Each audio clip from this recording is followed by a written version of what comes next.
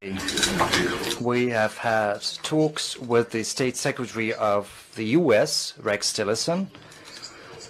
Right now we have had a long conversation with President Vladimir Putin of Russia. It has lasted for more than 2 hours. The negotiations have proved to be substantial and very frank. They have comprised the whole gamut of issues of importance to our bilateral relations as well as our interaction in the international arena. We have taken note of the fact that the current stage of our relations as well as the international situation as a whole are not the most calm ones. There are certain issues that have been inherited, so to speak, as time bombs from the previous administration, the Obama administration. We are being realistic, and we do understand that in order to overcome these obstacles, we have to make efforts, and we seek to do that. We understand that our American counterparts are going to move towards us as well, and our president has reaffirmed our will to do that. We see there are attempts at preventing our cooperation. There are even attempts at escalating the confrontation, but we do not believe that this is an astute approach. We do understand that if Moscow and Washington cooperate, this is for the benefit not just of our nations, but also for the sake of the whole world. We have reaffirmed that we both seek to fight without any compromise the international terrorism.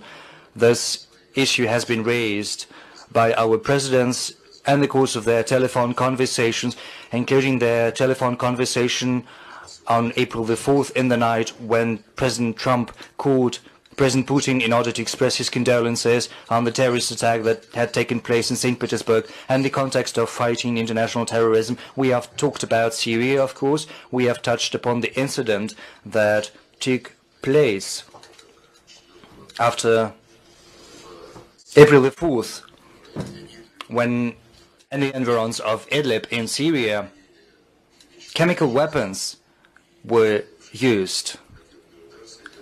We have talked about the ensuing missile attack of the US against the air base on April the 7th. We have stated our position on many occasions. Today we have said that there needs to be a very thorough investigation into this incident, which has become the subject of many speculations. Russia has spoken in favor of drawing the attention of the OPCW in The Hague to this incident, saying that the OPCW has all the necessary competences and powers to look into this incident. There's been an official letter by the Syrian government to the UN and to the OPCW with a request to dispatch as soon as possible a group of experts in order to conduct an unbiased and frank investigation both in Idlib as well as at the airport, the airbase that was struck. We have taken note of the American counterparts' willingness to support such an investigation. We do hope that the powers the UN and the OPCW have are going to be resorted to as soon as possible. In this context, we believe it is going to be counterproductive to try to adopt a resolution at the UN Security Council which would be not dedicated to investigating the incident, but more at legitimizing the accusations against Damascus. We do have some arguments, but we're not trying to impose anyone on anyone. We want there to be a frank investigation. We have also talked about the state of affairs and the interaction of our air space forces as well as the coalition headed by the US and the context of the memorandum we have on preventing incidents as well as ensuring the safety of air traffic over Syria. As you know, we have suspended the memorandum, but today the Russian president has reaffirmed that we're willing to put it back into force on condition that the primary force is going to be reaffirmed of both the American coalition and the Russian airspace forces. That is the objective of fighting Jabhat and Nusra as well as the associated terrorist organizations. We assume as well that the publicly stated position of both Russia and the US, there being no intention to interfere within the domestic affairs of Syria or any other state, are still in force. And we do hope that Iraq's example, as well as that of Libya and other countries, is going to be an admonition against trying to recreate the similar attempts anywhere else, including in Northern Africa. Let me say once again that we are willing to achieve an absolute defeat of ISIS as well as all the other terrorists. This is our common objective. It is still in force, and we have seen that this has been reaffirmed today as well. Apart from Syria and fighting terrorism in the region, we also have another political challenge, common challenge, that is to seek a political solution to the Syrian crisis. The US and Russia have been at the forefront over the recent years of international efforts at finding solutions, at rallying all the parties concerned, both parties to the Syrian conflict and external players, bringing them together at the negotiating table under the aegis of the UN. Today, we agreed to continue to work bilaterally in order to facilitate this process, to push the multilateral process forward. We appreciate that apart from the Geneva process, which we are full-fledged members of together with the American counterparts, we also have the Astana platform. At this platform, the American counterparts are represented as observers. Russia and the US have other opportunities to help the international community settle the conflicts in Libya, Yemen, and last but not least, try to find common approaches to break the stalemate around the Israeli-Palestinian settlement. I do hope that our ongoing contacts to that end are going to be fruitful. We also have another matter on our agenda, and that is Afghanistan. As you know, over the last 2 years, there have been different formats resorted to seeking to rally an external support for the Afghan settlement. One of these attempts, one of these avenues we pursue is going to take place on April the 14th in Moscow.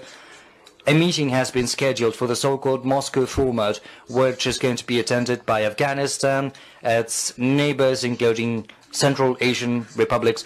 The American counterparts representatives have also been invited to this meeting. We do hope that they're going to be able to participate in this meeting.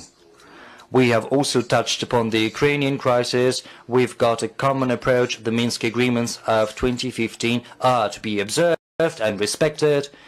We have also recalled how under the previous US administration a bilateral consultation channel had been fostered between Moscow and Washington to supplement the N4, and we have felt the interest of the current administration in resuming bilateral contacts to implementing the Minsk agreements to the full. We are going to welcome these efforts. We are ready for them. We have also talked about the Korean Peninsula, which is a source of concern for all of us. Both Russia and the US speak in favor of rigorous observance of the UN Security Council resolutions to that end.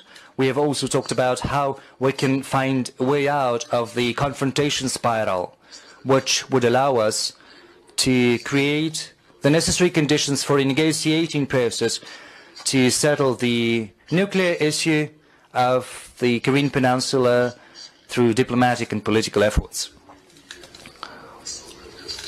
It has been pointed out that Russia and the US have a particular responsibility for the military and political security both at the regional and international levels.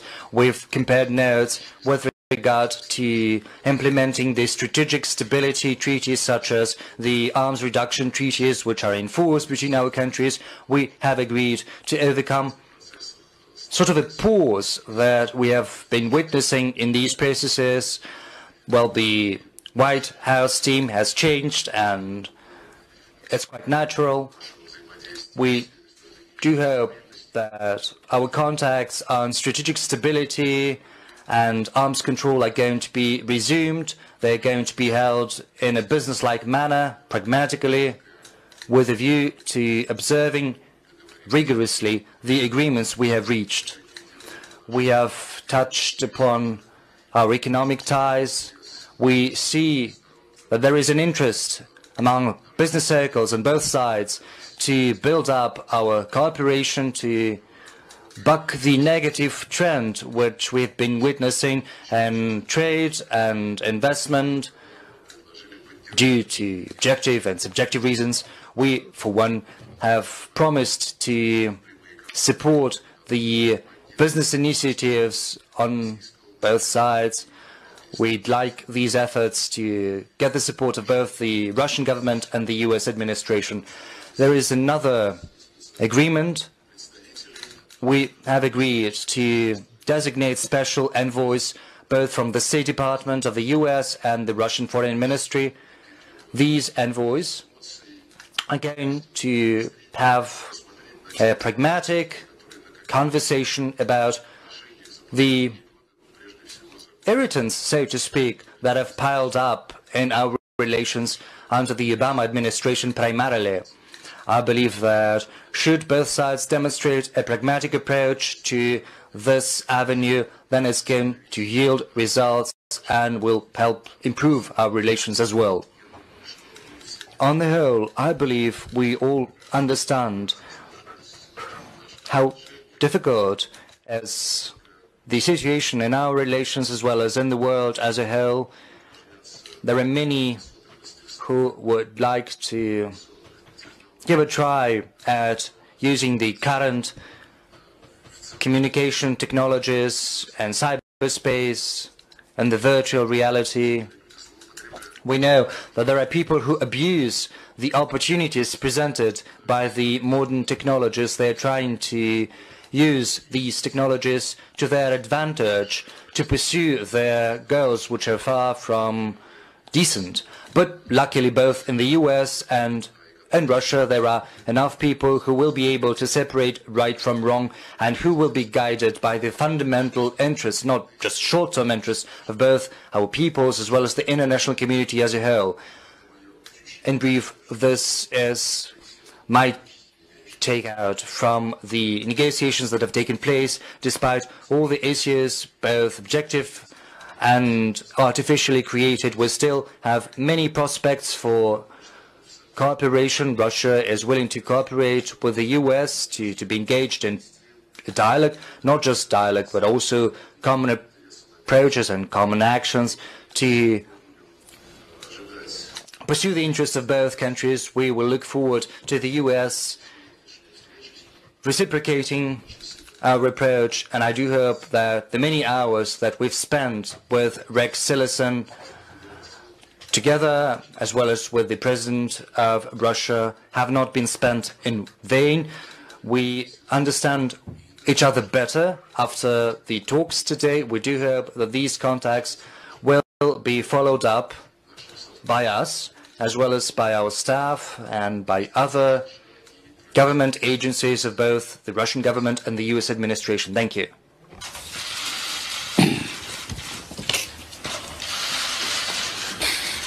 Good evening. We just came from a productive meeting, as you heard Foreign Minister Lavrov mention, of about 2 hours with President Putin. We frankly discussed the current state of U.S.-Russia relations. I expressed the view that the current state of U.S.-Russia relations is at a low point. There is a low level of trust between our two countries. The world's two foremost nuclear powers cannot have this kind of relationship. We further discussed approaches to improving our channels of communication.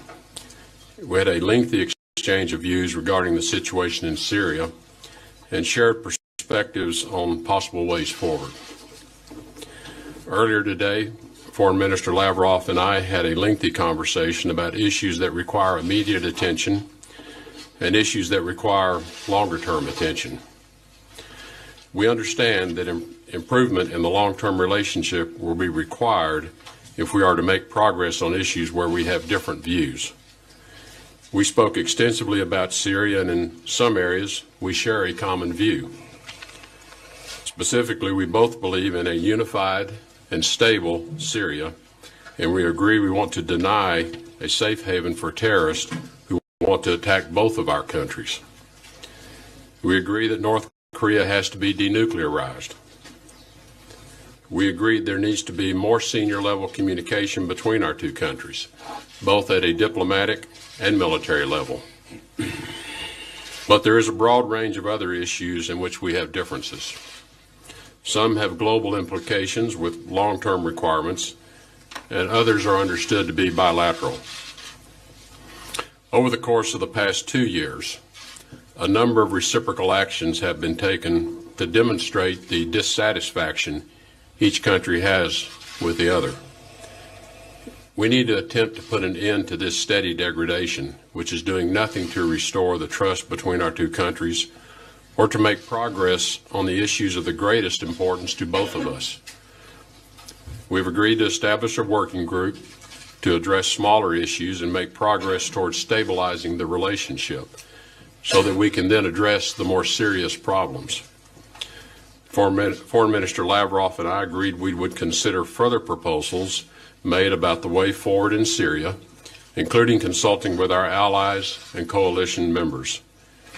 And we will continue discussions about how to find a solution to the Syrian conflict. We also discussed current threats posed by the North Korea's regime's ongoing development of their nuclear program, and the constructive role Russia can play in encouraging the regime in North Korea to change its course so that we can create the conditions for talks regarding the future. On Minsk, we consider the importance of the accord. Russia can make progress in the implementation by de-escalating violence and taking steps to withdraw separatist armed forces and heavy weapons so that OSCE observers can fulfill their role.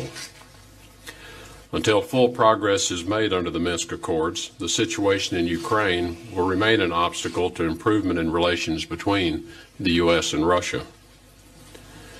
I thank the Foreign Minister for a productive round of discussions, and I look forward to future conversations. Thank you. Уважаемые коллеги, мы переходим к вопросам. Пожалуйста, телеканал «Россия 24». Now we get down to questions. Russia 24, please. Здравствуйте, Анна Балдина, телеканал «Россия-24». Вопрос прежде всего господину Тиллерсону. Мы в последние дни слышали из Вашингтона не только противоречивые, но и, скажем так, агрессивные заявления. Я имею в виду заявление господина Трампа, который в интервью назвал президента Асада животным, и заявление представителя Белого дома господина Спайсера, который сравнил Асада с Гитлером, но допустив оговорку, что Гитлер не применял химического оружия. Скажите, как? Mr. Assad to Mr. Hitler, who said that Mr. Hitler never used the chemical weapons. Do you think the rhetoric can change, and is it helping the diplomacy or not? Thank you. Well, I think the perspective from the United States, supported by the facts that we have, are conclusive. That the recent chemical weapons attack carried out in Syria was planned, and it was directed and executed by Syrian regime forces. And we're quite confident of that. This is just the latest in a series of the use of chemical weapons by the Assad regime.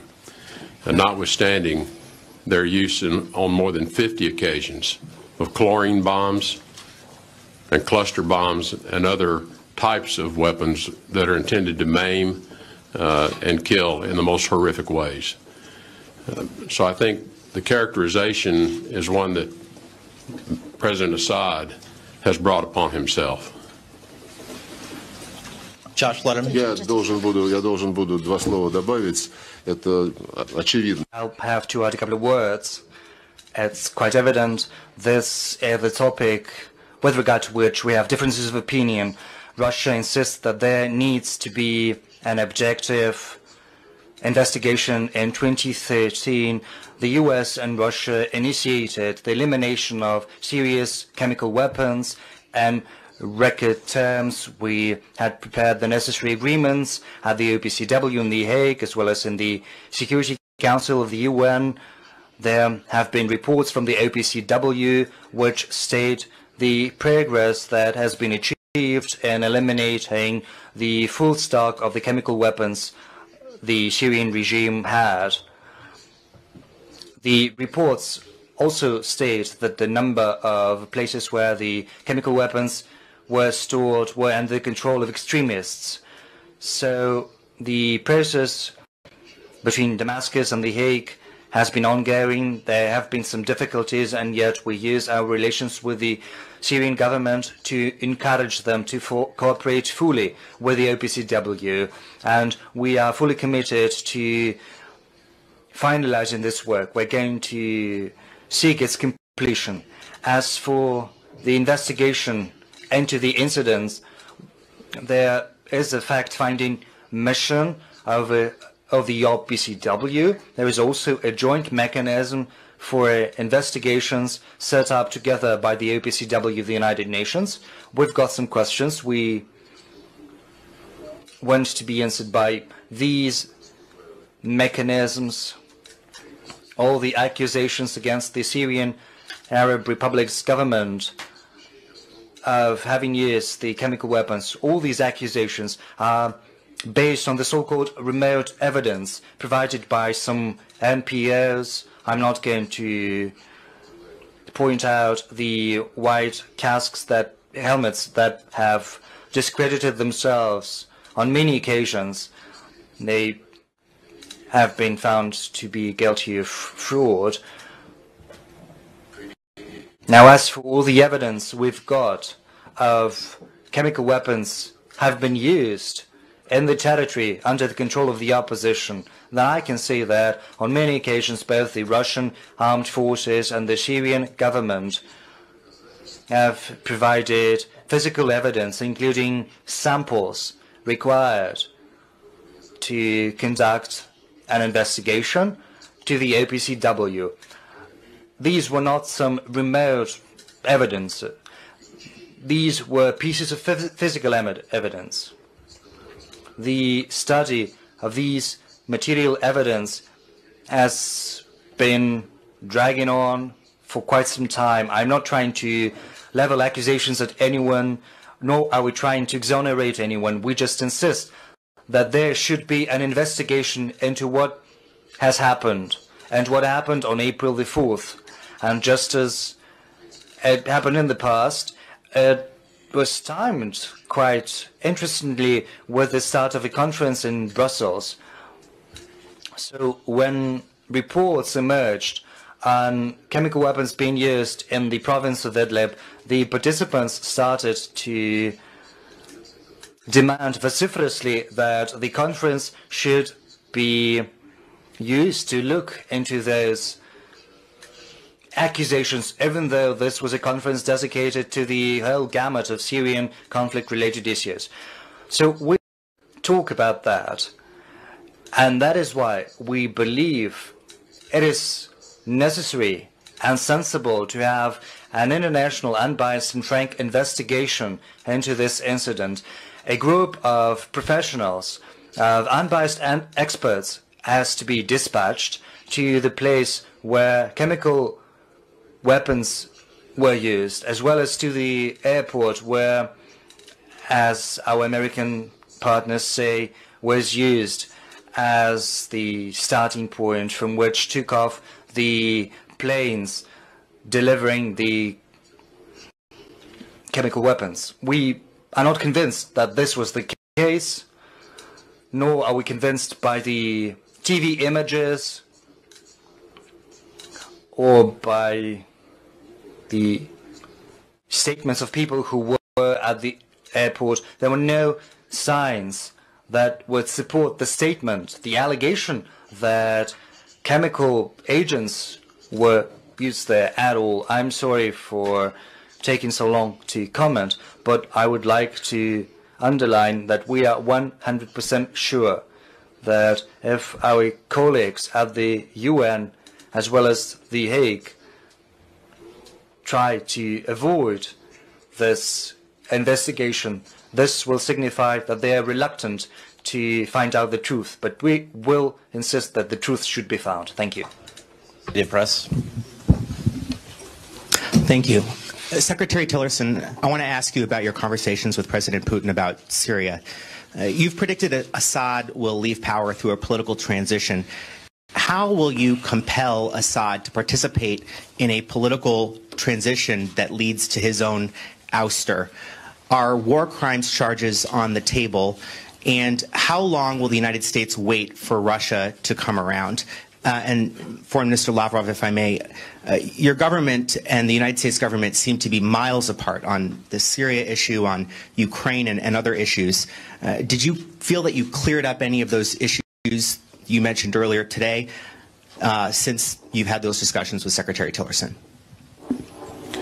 Well, we did discuss at length the future role for Assad, whether it be in a future political process or not.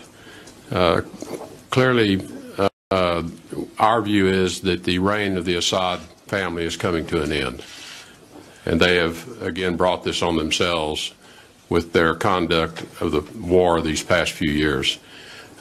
We discussed our view that Russia, as their closest ally in the conflict, perhaps has the best means of helping Assad recognize this reality. We do think it's important that Assad's departure is done in an orderly way, so that certain interests and constituencies that he represents feel they have been represented at the negotiating table for a political solution.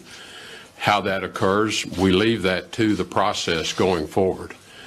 We do not think one has to occur before the other can begin, and it will take a pace of its own. But the final outcome, in our view, does not provide for a role for Assad or for the Assad family in the future governance of Syria. We do not think the international community will accept that. We do not think the world will accept that. What about the war crimes charges? We discussed the issue that as time goes by and more evidence continues to be gathered, it is possible that the threshold necessary to charge individuals, including Bashar al-Assad, may be achieved. As you know, this is a very high legal hurdle in order to bring such charges against an individual. So I would not suggest to you that all of that evidence is in place, but I think the longer time goes by, it's possible that the case will be made, and there are certain individuals who are working to make that case. Ну, с своей стороны я хочу сказать, что I, for one, would like to say that I do not think that Russia and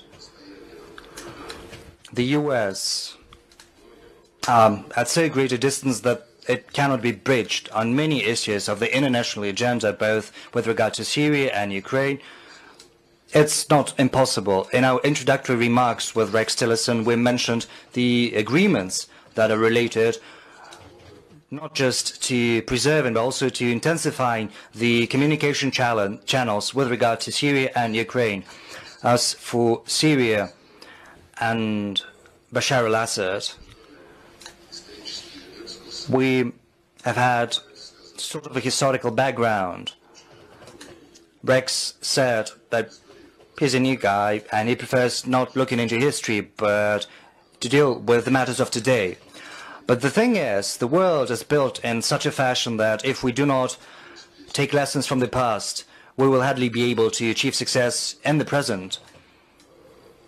And I recalled certain situations when groups of countries, primarily Western countries, NATO countries, were sort of fixated on eliminating this or that dictator, an authoritarian or totalitarian leader,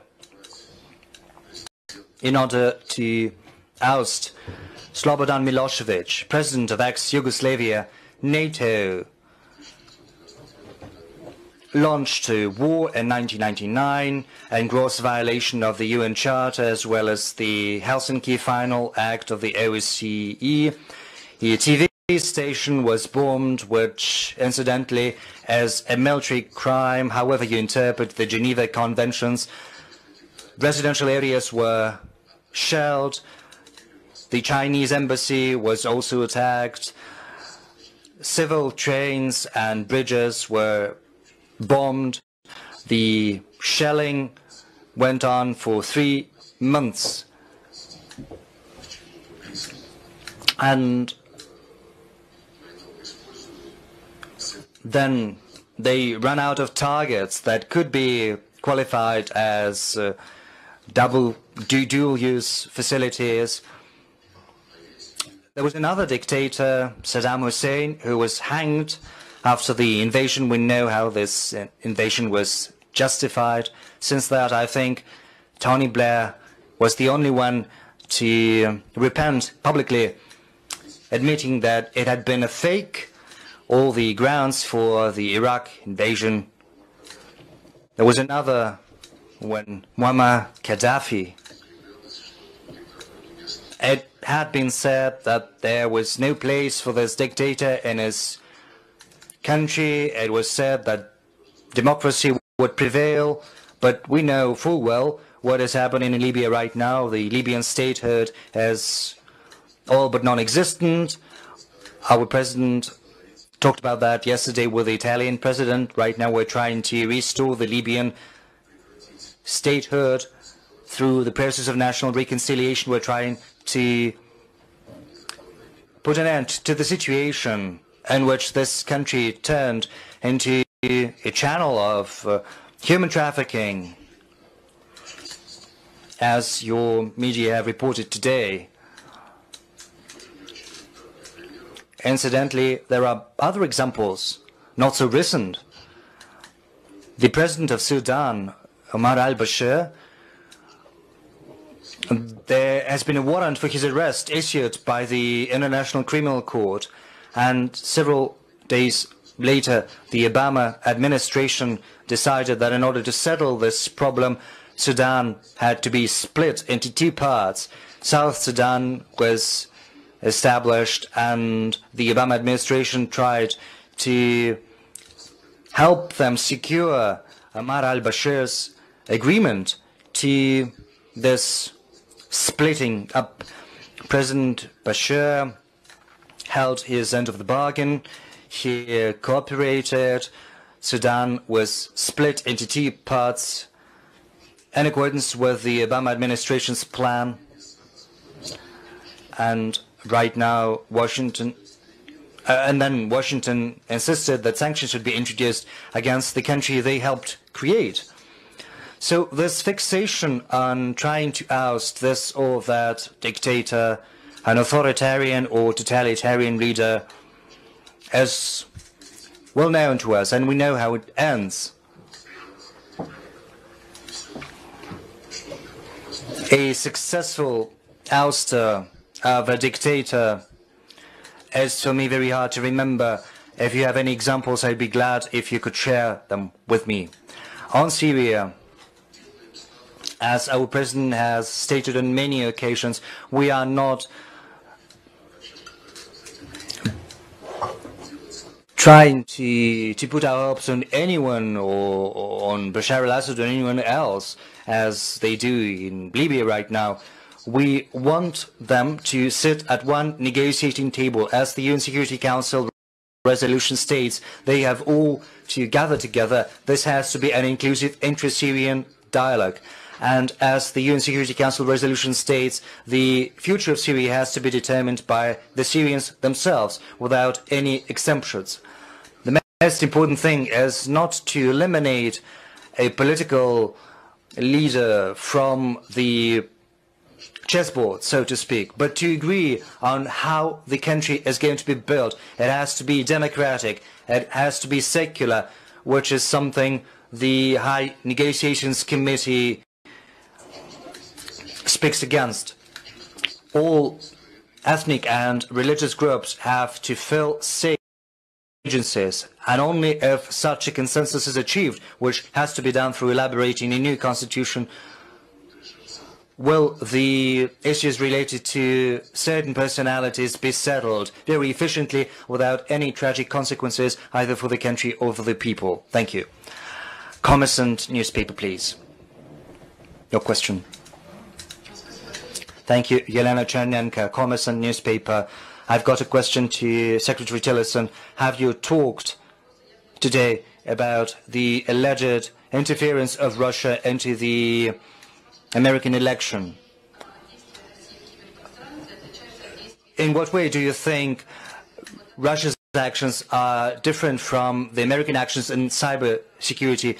In accordance with what the American media say, we know that the Iranian nuclear program was compromised by American-created Stuxnet virus. Right now, the U.S. is trying to prevent the North Korea from happening using the same means. And another question to both ministers. A working group has been set up. Are you talking about resuming the work of the bilateral presidential commission? Do you plan to do that? Thank you. We touched only briefly on the issue of cybersecurity and in particular on the challenges that it is placing on everyone in terms of a new threat, an emerging threat.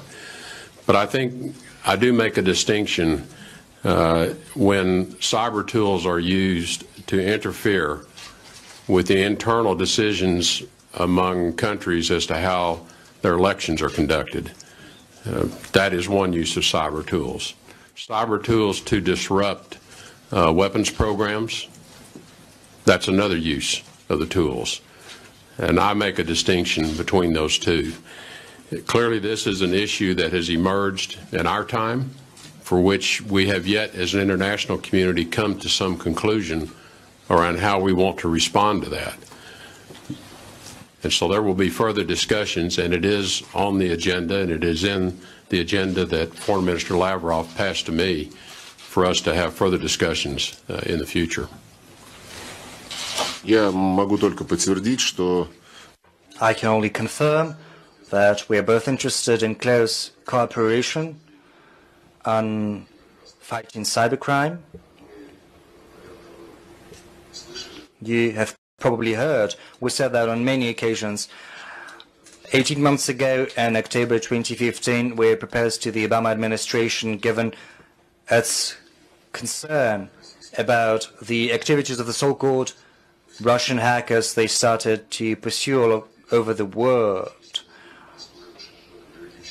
Without resorting to the legal procedures that exist between Russia and the US, they started to detain these hackers and prosecute them after extraditing them from third countries. Back then, we said that we were not interested in our citizens being involved in these crimes. Therefore, we suggested that a special bilateral mechanism should be created that would exchange information in real time about anyone trying to breach the international or national norms of both Russia and the US. The Obama administration refused this proposal of ours. They didn't respond, but then at the end of the Obama administration in November last year, they proposed that we should meet. Certainly, our relevant government agencies agreed, but at the last moment, the Obama administration changed their mind because they were probably very, very interested in undermining the American-Russian relations before the arrival of new administration in power. That's why we once again confirmed this interest of ours today. This is a relevant matter, and that is why we suggested that our contacts should be resumed at the level of special envoys of the US administration and the Russian president, and also contacts at the level of relevant authorities. We feel that this time the result of these efforts might be different, leading to the establishment of new channels of communication and cooperation. And what is your second question? The bilateral presidential commission? No, we have not yet touched upon this matter. it has been buried, so to speak, but maybe it might be resuscitated. Still, we've got channels to discuss some serious issues in our bilateral relations. It might be not under this umbrella structure. No, it might be in a different format. We have designated special persons who will sit down in quite common manner to look at our grievances, to look into those, and to look into how we can overcome these difficulties that exist. Thank you. Secretary Tillerson, did you discuss today with President Putin or Foreign Minister Lavrov sanctions or other concessions that the United States might make in exchange for a change in behavior from the Russian government? And also, speaking about what you just answered previously, did you present to President Putin or the Foreign Minister specific evidence the Russian government interfered in the U.S. election? And to Foreign Minister Lavrov, if an independent investigation finds the Assad government attacked his own people with chemical weapons, what will Russia do? President Putin says there's an effort to blame Assad and plant evidence. Did you present that evidence to Secretary Tillerson today? And would Russia refuse to consider to agree to any circumstance that results in the ousting of Bashar al-Assad? We discussed no change in the status of sanctions that have been in place with Russia as a result of certain actions taken in Ukraine, as you know. I think as to the question of the interference with the election, that is fairly well established in the United States, and I think that has been spoken to on the Hill as well with the Congress, and it is a serious issue. It's one that we know is serious enough to attract additional sanctions, and so we are mindful of the seriousness of that particular interference in our elections, and I'm sure that Russia is mindful of it as well. Государственный секретарь.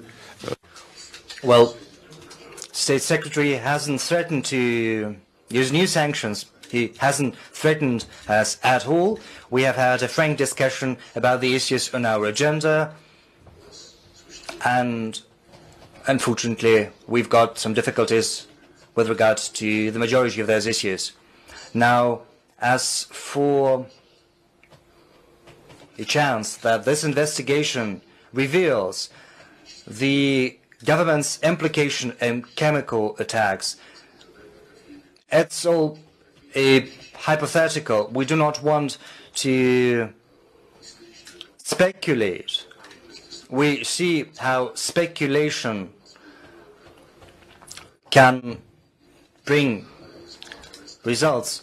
We see some hysterical statements from the House of Representatives, from the Senate, after the airstrike against the airbase. We do not want to speculate on what's really important, on the serious matter of the use of chemical weapons, on trying to exonerate anyone, on the attempts at staging an attack with the use of chemical weapons. What we want is to establish the truth and full compliance with American legislation, the Russian laws, the legislation, the laws of any normal country.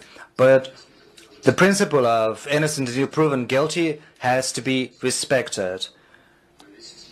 Today, we send an appeal to The Hague to conduct an unbiased, transparent investigation. But should there be attempts at dragging on this investigation, we'll have to make the necessary conclusions. Now, as for the allegations that the U.S. government has irrefutable proof that we interfered with the electoral campaign, I have to say once again that we have not seen any facts, even hints at facts.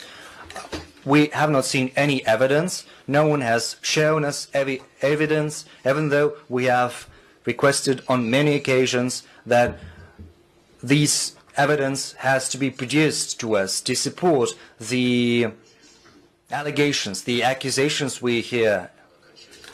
We do understand that there are many people who want to undermine our relations, to pursue their internal or external political interests, but these are just games with evil ends. We want to hear concrete proof, and then we'll respond accordingly. Thank you. RIA Novosti, please. Good evening. RIA Novosti agency, Polina Chenisova, question to both ministers. The U.S. has sent a strike group with an aircraft carrier. Kurt Vinson, has this issue been raised during the talks? And what are the risks this step might entail for the region? And a question for Secretary Tillerson. If this group has been sent to the Korean Peninsula, does this signify that the U.S. has some plans for military intervention in North Korea? Thank you. The Carl Vinson strike group is routinely in the Pacific Ocean. It's in the Pacific Theater. And its movements in the Pacific are made in a way that's planned by the military planners. There is no particular objective in its current course. The Vinson sails up and down the Pacific routinely, and so I would not read anything into the Carl Vinson's current locations. Я только могу повторить, что мы обсуждали. The only thing I can say is that, among other issues, we have discussed the situation in the Korean Peninsula as well as around it.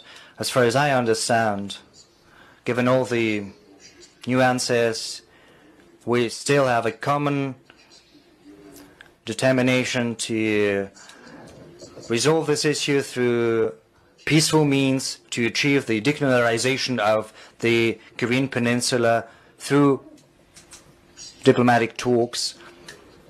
There are certain efforts undertaken by the participants of what used to be called the six-party talks. We also have ideas of our own, just as our Chinese counterparts do. We believe that we've got to rally around the cause of finding peaceful solution to this issue. And the last question from the American side. Thank you. With CBS News. Thank you very much. Mr. Secretary, before these meetings, you said you believed Russia was either incompetent or complicit in these chemical weapons attacks. After your extensive meeting with both Vladimir Putin and Sergey Lavrov, do you know which one that is and what concrete thing can be done to rebuild that lack of trust? And Minister Lavrov, if I could indulge you to answer in English, if you would, sir. President Trump has called Bashar al-Assad an animal. This is the leader your government continues to back. Can you tell us how long Russia will be willing to risk the lives of its soldiers and spend its money to protect him?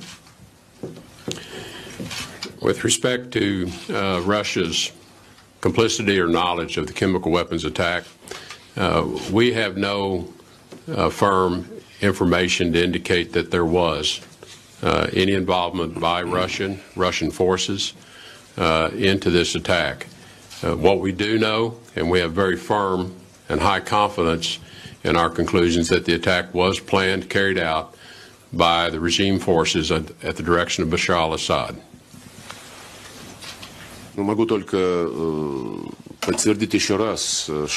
I can only say once again that just as in the case with the so-called Russian hackers and the chemical incidents in Syria, we would very much like to get some concrete evidence, not just words. So far, we have not seen any fact. In Syria, we are acting at the request of the legitimate government of a country which is a member of the United Nations. This country is under no sanctions of the UN Security Council. We are acting there in order to fight terrorism. And it is in our interests to prevent Damascus from being engulfed by ISIS and the al-Nusra Front. If you look at the facts, over the last 18 months, the coalition set up by the Obama administration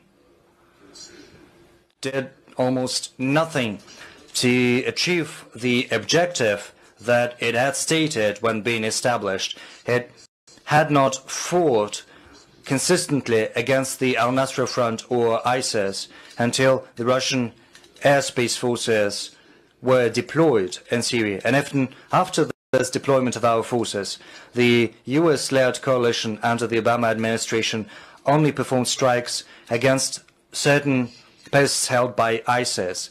And it was always sparing the al-Nusra Front. And we've got some suspicions. We think that the al-Nusra Front is still chaperoned and spared to resort to Plan B, to overthrow the Assad regime with force. We know how this is going to end because we saw similar situations in Libya and Iraq, and we do hope that the people will prevail who know how to learn from history.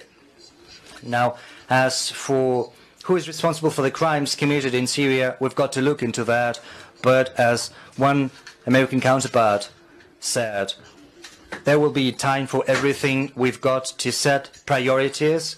And recently we've heard new priorities from Washington saying that ISIS is priority number one. And as Mr. Spicer has said, we have the resources to defeat ISIS without doing anything to the Assad regime. This is the same thing John Kerry had told me. The US administration, he said, was convinced that ISIS was a more serious threat and a more important objective than the Assad regime. So I think we think along the same lines. We have to see the common threats. They are apparent. And if we are to fight ISIS, if we are to emerge victorious from this fight without ousting the regime, when ousting the regime, this is no guarantee that we are going to defeat ISIS. On the contrary, ISIS might emerge victorious if we oust the regime. So we should be guided by common sense. Thank you, not by emotion. Colleagues, this is the end of the press conference. Thank you for participating. Thank you.